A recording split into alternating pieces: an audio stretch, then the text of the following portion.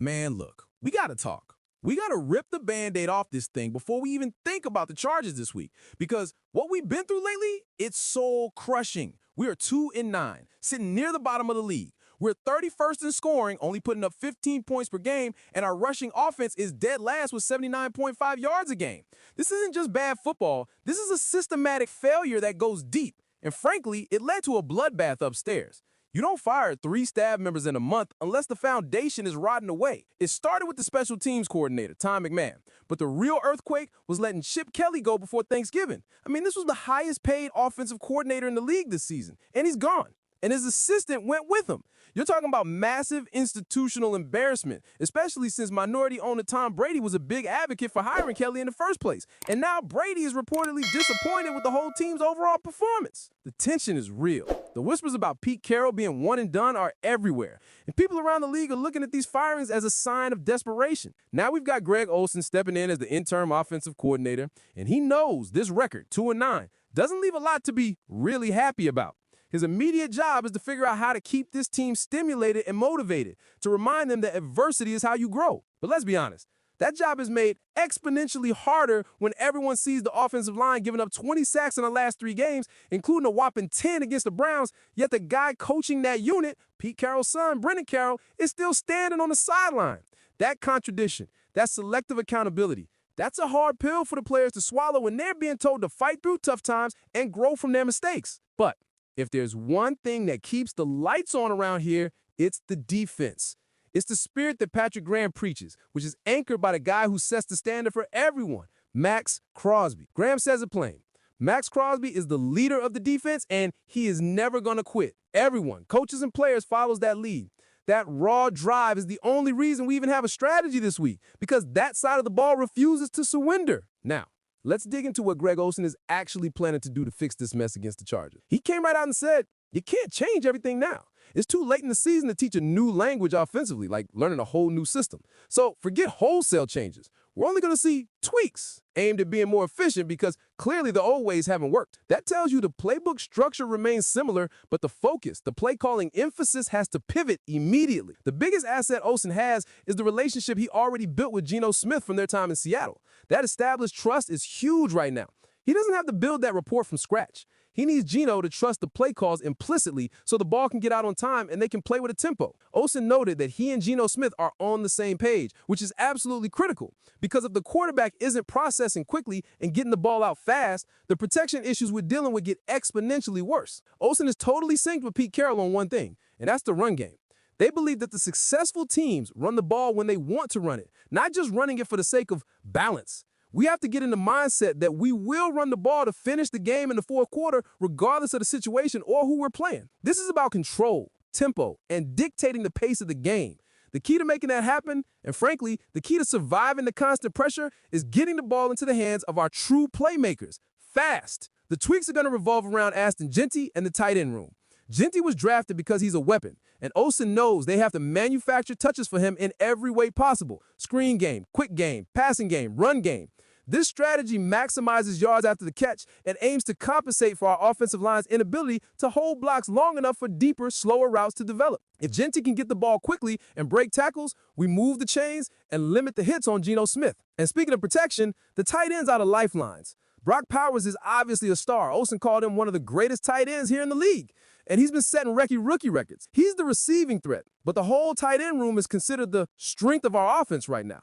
This includes guys like Mike Mayer, who's a known good blocker. We have 4 tight ends that utilize. And if you see more 2 or 3 tight end sets, it's not because Olson just loves tight ends. It's because he's using guys like Mike to chip or assist the front in what they call max protections.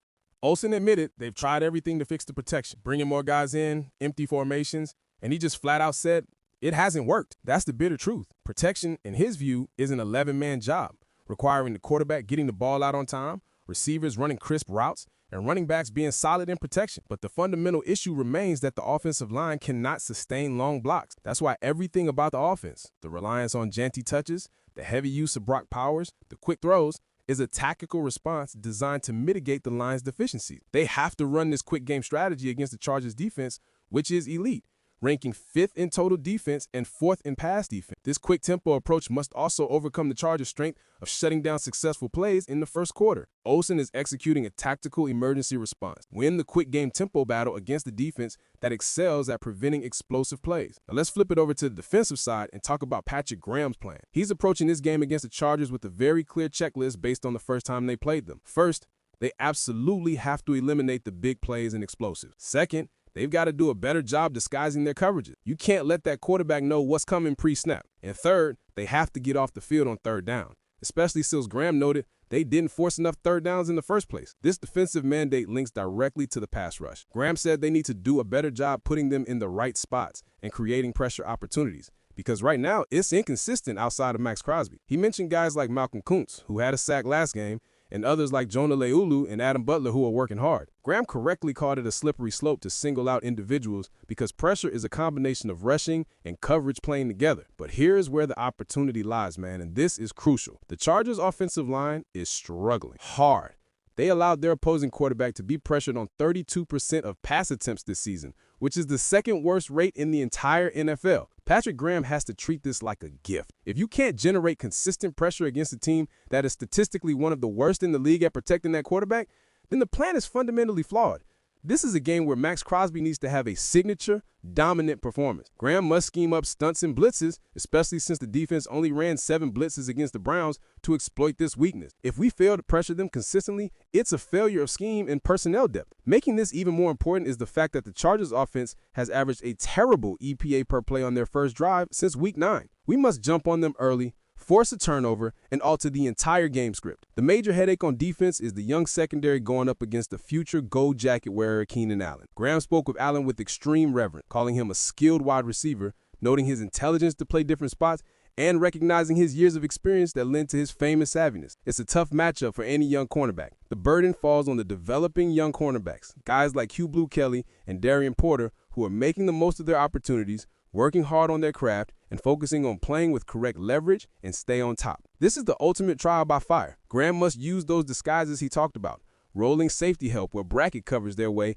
to prevent the explosives Allen is so good at generating. If we can't limit Allen and force early down incompletions, the Chargers become deadly, converting 52% of their third downs in the second half this season. Despite all the chaos and losing, the defense is still trying to hold up the standard of what a professional football player should be. Patrick Graham highlighted 2 guys who embody the fight and the necessary professional attitude, Jeremy Chinn and Charles Snowden. Chinn is a great professional, great leader, and his training regimen is top-notch. He sets the bar for preparation. Snowden, who just got an interception last week, stands out for his mental toughness and, most importantly, his resiliency. Graham loves how Snowden fights back, whether he's getting more playing time or less playing time, because this is a tough business and you have to be resilient to survive it. So here's the synthesis. This Week 13 game against the Chargers is not just another game.